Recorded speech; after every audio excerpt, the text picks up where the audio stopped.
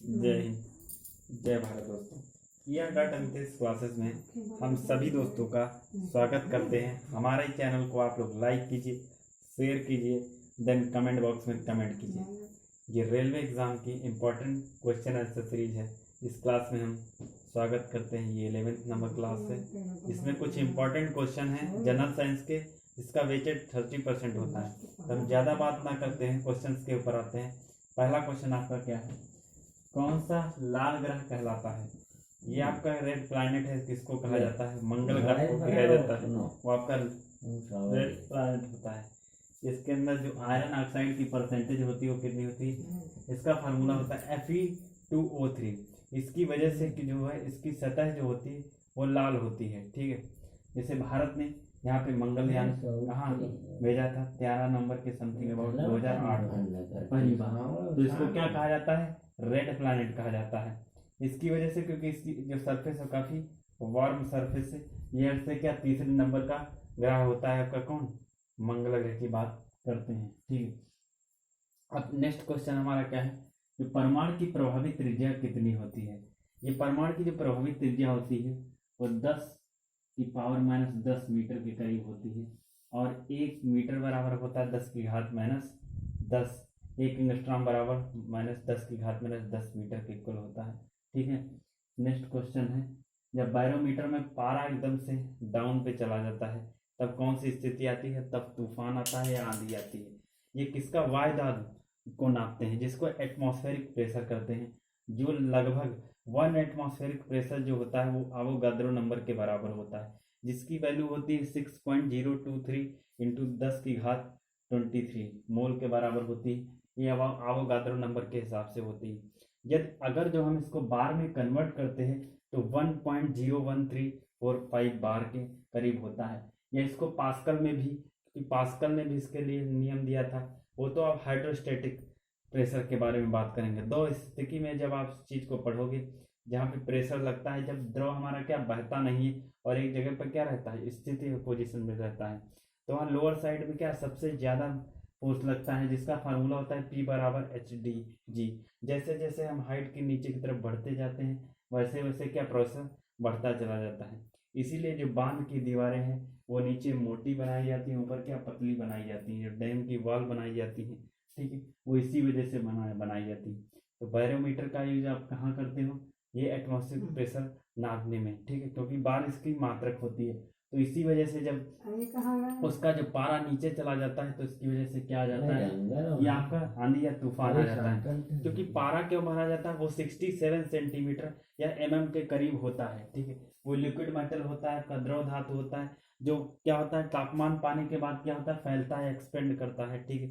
इसीलिए उसको हम क्या करते हैं? पारे के अंदर, ग्लास के अंदर भरते हैं, क्योंकि तापमान पाने के बाद वो क्या होता है? फैलता है। ठीक।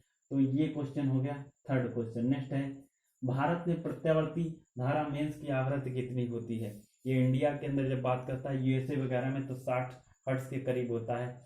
या इसको पर सेकंड के अंदर कितनी आवृत्ति होती साइकिल होता है?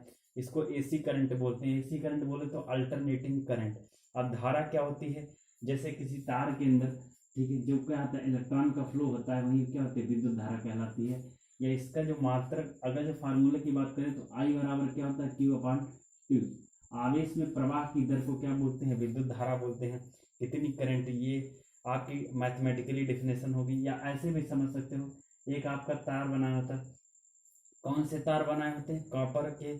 और कॉपर के इसलिए बनाए जाते हैं क्योंकि उसमें आसानी से क्या होती है? आपकी करंट फ्लो हो सकती है। दूसरी सबसे बड़ी चीज़ ये है कि वो क्या है, जो हीट, जो आपकी विद्युत के सबसे अच्छे क्या है? सुचालक हैं। जो धातुएं होती हैं विद्युत की क्या होती है? सबसे अच्छी सुचालक होती हैं, जिनके अंदर आसानी से करंट क्या होता है? प्रवाहित हो सकता है या फ्लो हो सकता है। ठीक है। तो I/Q/T, जिसको हम क्या बोलते हैं? ये तो आपका कूलाम में हो जाए या समय होगा, इसको हम सेकंड में भी ले सकते हैं। ठीक है। तो क्या हो जाएगा? ये आपका कूलाम पर सेकंड में क्या विद्युत धारा है, कितने समय में कितनी करंट जा रही है। आप घड़ी के अंदर देख लिए टाइम, यहाँ से एक मॉड्यूल बनाते हैं, ठीक है, उसके हिसाब से हम इस चीज़ का एनालिसिस करते हैं। तो जितनी घरों में वायरिंग की जाती है वो किस में होते हैं? कनेक्शन जो किए जाते हैं ये क्वेश्चन ये बनता है कि जो घरों में कनेक्शन होते हैं वो किस स्थिति में होते हैं? वो आपके सीरीज में ना होकर पैरेलल में होते हैं। पैरेलल में इसलिए होते हैं क्योंकि आप क्या करोगे, सीरीज में एक स्विच को बंद करोगे तो सारी आपकी लाइट क्या हो जाएगी, ऑफ हो जाएगी। इसीलिए जो घरों में कनेक्शन की जाती है, वायरिंग की जाती है, वो किसमें की जाती है, पैरेलल में की जाती है, समांतर क्रम में की जाती है। और इसमें जो रेजिस्टेंस को ऐड करते हैं श्रेणी क्रम में, R बराबर R1 plus R2 plus R3, ऐसे आप समझ सकते हो। या तो आप इसको पैरेलल ऐड करोगे, 1/R equal to 1/R1 plus 1/R2 plus 1/R3। जैसे कि हम जब रेजिस्टेंस की बात करते हैं, प्रतिरोध की, तो उसका मात्रक क्या होता है, ओम होता है। या हम करंट की बात करते हैं तो उसका मात्रक क्या होता है, एम्पियर होता है। या इसको कहते हैं कूलाम पर सेकंड, इसको एम्पियर भी बोल सकते हैं। एम्पियर एक वैज्ञानिक थे जिनके नाम पर क्या रखा गया, करंट को एम्पियर में कैलकुलेट किया गया। और जनरल भाषा में आप ऐसे कह सकते हो कि जहां पर इलेक्ट्रॉन का फ्लो होना चाहिए, ठीक, उसी को हम क्या बोलते हैं, विद्युत धारा बोलते हैं। इसको इंग्लिश में बोलते हैं फ्लो ऑफ इलेक्ट्रॉन, ठीक है, किसी वायर के अंदर। तो इसीलिए आप क्वेश्चन ये बन जाता है कि चांदी भी आपकी क्या है, सबसे अच्छी धातु है, उसको भी ले सकते हैं, लेकिन उसको आप नहीं ले सकते हो क्योंकि उसकी कॉस्ट बहुत ज़्यादा पड़ जाएगी। और कापर भी आपका जब उतने रुपीज़ में जो है कापर जो है आसानी से वहाँ पे उपलब्ध हो सकता है, और उसको क्या, उसके अंदर करंट आसानी से जा सकती है उस अमाउंट में। क्योंकि अगर जो बात करें नॉर्मली चांदी की भी जो है क्या होती है, जो हीट कंडक्टिविटी बहुत हाई होती है, और विद्युत की भी जो कंडक्टिविटी होती है वो बहुत ज़्यादा हाई होती है, ठीक है, उसके अंदर करंट आसानी से जा सकता है। तो ये क्वेश्चन हो गया। नेक्स्ट हम आते हैं, विद्युत आवेश में एमकेएस मात्रक क्या होता है। एमकेएस बोले तो ये 3 सिस्टम बनाए गए थे। पहला हमारा था एमकेएस सिस्टम, जिसको बोला गया मीटर किलोग्राम सेकेंड, ठीक है। मीटर किसकी लेते हैं, जब लंबाई की मात्रक की बात करें तो मीटर में लेते हैं, और द्रव्यमान किस में लेते हैं, किलोग्राम में लेते हैं, और टाइम को सेकंड में लेते हैं। सेकंड वाली बनी थी हमारे सीजीएस यूनिट, जिसको हम सेंटीमीटर ग्राम सेकंड बोलते हैं। जब लंबाई की बात करेंगे या दूरी की तो वहाँ सेंटीमीटर में लेते हैं, ग्राम लेते हैं, सेकंड में लेते हैं, ठीक है। क्या, जब आपका द्रव्यमान लेते हैं, जिसको इंग्लिश में मास बोलते हैं। और टाइम की जब बात करेंगे तो उसको आप सेकंड में लेते हो। एक थर्ड वाला जो आपका बना था एसआई सिस्टम, जिसको बोलते हैं इंटरनेशनल सिस्टम ऑफ यूनिट, ठीक है। ये इंटरनेशनल लेवल पे जब वाद विवाद पैदा हो गया तो इसे वैज्ञानिकों ने निष्कर्ष निकाला कि सब चीज़ों को एक मिला करके एक सिंगल चीज बनाई गई, जिससे हमको प्रयोग करने में भी आसानी रहे और रिजल्ट गेन करने में भी हमको क्या, आसानी हो सके। नेक्स्ट क्वेश्चन है, बादल वायुमंडल में तैरते क्यों हो। इसका तैरने का सिर्फ एक ही कारण है कि उनका घनत्व जो है बहुत ही कम होता है। जब उनकी डेंसिटी बहुत ही लो होगी तो क्या होगा, वो आप आसानी से सरफेस पे क्या करेंगे, तैरेंगे। डेंसिटी का फार्मूला होता है रो बराबर, रो इक्वल टू होता है एम अपॉन वी। एम बोले तो द्रव्यमान, द्रव्यमान को किलोग्राम में लेते हैं, मीटर पर किलोग्राम। एक मीटर में कितना आपका द्रव आ जाता है, ये आपके क्या हो जाता है, द्रव्य घनत्व हो जाता है। घनत्व, जो ठोसों का घनत्व सबसे अधिक होता है, उसका कारण क्या है, जैसे एल्युमिनियम अदर मेटल की बात करें तो उसका घनत्व बहुत ज्यादा, क्योंकि इसमें पार्टिकल बहुत पास मास में होते हैं। जब उनके बीच में दूरी बढ़ जाती है तो क्या, तो उतना ही घनत्व कम हो जाता है। इसका सिर्फ एक ही कारण है, अंतरा परमाणविक बल, इंटरमॉलिक्यूलर फोर्सेस। तो बस तो क्या रहती है, उसके अंदर कोहेशन फोर्स नहीं लगता, वो आपस में चिपके नहीं रहते। जैसे इसका सबसे बेहतरीन एग्जांपल है, जब आप बर्फ लेते हो, ठीक, आप उसको पिघलाते हो तो उसके पार्टिकल क्या होते हैं, बहुत दूर दूर चले जाते हैं, मतलब उसमें डिस्टेंस जो है कम हो जाती है। और किसकी वजह से, तापमान गेन करने की वजह से, टेम्परेचर गेन करने। फिर क्या करते हो, आप बर्तन में ले जाओ उस द्रव को या जल को, आप गैस के ऊपर रख दो, क्या होता है, वो वेपराइज हो जाती है। उसका कारण क्या, टेम्परेचर गेन करने के बाद जो गैसेस स्टेज में बदल जाती है, ठीक है। तो ये चीज़ होता है, इसीलिए जो बादल में सेम प्रोसेस होता है वो यही होता है कि समुद्र से क्या होता है, टेम्परेचर, सन के टेम्परेचर की वजह से क्या होता है, वो गैस के रूप में बन करके ऊपर चले जाते हैं वायुमंडल में, क्या करते हैं, फ्लोट करते रहते हैं। जब टेम्परेचर होता है उसकी वजह से क्या होता है, टेम्परेचर प्रेशर की वजह से वो क्या, नीचे की तरफ फॉल डाउन होते हैं, ठीक है। अभी तो इसके बारे में आप इतना ही समझिए। नेक्स्ट क्वेश्चन है, मानव के रक्त का पीएच, जिसको पोटेंशियल ऑफ हाइड्रोजन बोलते हैं, वो 7.4 होता है। क्या होता है, क्षारीय होता है, बेस होता है, ठीक है, जो ब्लड होता है, ठीक है।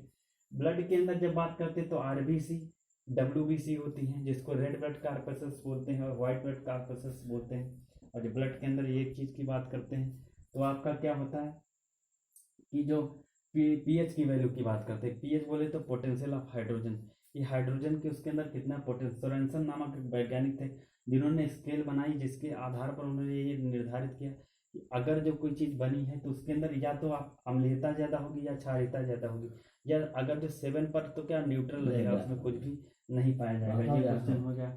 नेक्स्ट क्वेश्चन, सूर्य की विशाल ऊर्जा का स्रोत क्या है?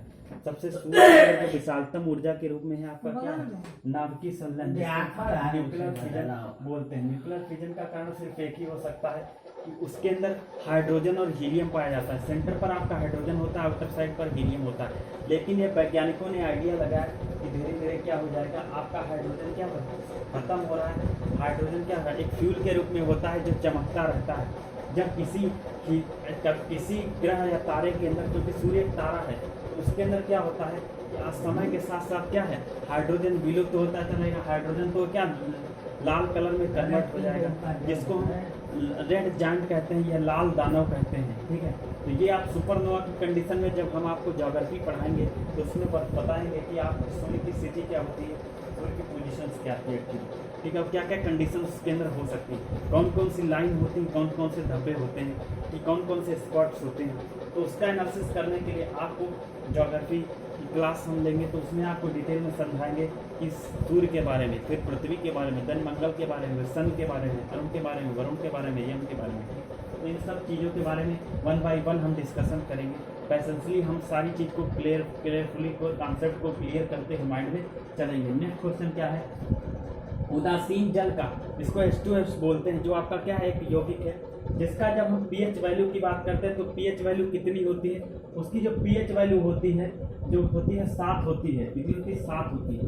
अब बात करते हैं, नेक्स्ट क्वेश्चन है विटामिन सी, ये आपका लास्ट क्वेश्चन है। विटामिन सी जब बात करते हैं तो इसका रासायनिक नाम क्या है, एस्कॉर्बिक एसिड, जिसको विटामिन सी बोलते हैं। आपको कहाँ से मिलता है, आपका नींबू से मिलेगा या आंवले से मिलता है। मोस्टली जो इसके मेन कंटेंट आप सोर्स बता रहे हैं जहाँ से आपको विटामिन सी प्राप्त हो सकता है, वो आपके कौन कौन से फ्रूट्स हैं, जैसे आंवला सबसे बड़ा स्रोत है विटामिन सी का। अब जब बात करते हैं जो नींबू है और जो खट्टे फल है, नारंगी है, तो इसके अंदर किसकी मात्रा सबसे ज़्यादा होती है, विटामिन सी की मात्रा सबसे ज़्यादा होती है, जो हमारी क्या है स्किन ग्लो के लिए। और क्या होता है, जैसे अब विटामिन सी की कमी से एक रोग हो जाता है जिसको स्कर्वी रोग बोलते हैं, जो दांतों में हो जाता है, जिसकी वजह से पस आने लगती है। तो इसकी वजह से क्या होता है, विटामिन सी की भरपूर मात्रा आपके पास उपलब्ध होगी, तो आपको क्या है इस चीज़ की प्रॉब्लम्स नहीं होगी। ठीक है, तो ये इंपॉर्टेंट क्वेश्चन थे 10, जो आपके आने वाले रेलवे एग्जाम एनटीपीसी और ग्रुप डी के लिए बहुत ही इंपॉर्टेंट है, और ये क्वेश्चन आपके पेपर में महत्वपूर्ण भूमिका अदा करेंगे। तो 1 बाय 1 ऐसे ही क्वेश्चन आंसर सीरीज आपके लिए लेते आएंगे, और ऐसे कोशिश कीजिए दोस्तों इसी तरीके से, और बहुत सारे, क्योंकि 10 क्वेश्चन से कई सारे क्वेश्चंस आपके बनते हैं। ठीक है, तो उन क्वेश्चंस को मॉडिफिकेशन करके समझते रहेंगे। तो आप कोशिश ये कीजिए, इस वीडियो को आप ज़्यादा से ज़्यादा लोगों तक शेयर कीजिए, हमारे चैनल और आपके अपने चैनल। इसी तरीके से आप अपना प्यार आपके अपने चैनल ER.MTS क्लासेस पर बनाए रखिएगा दोस्तों। जय हिंद दोस्तों, जय भारत, वंदे मातरम।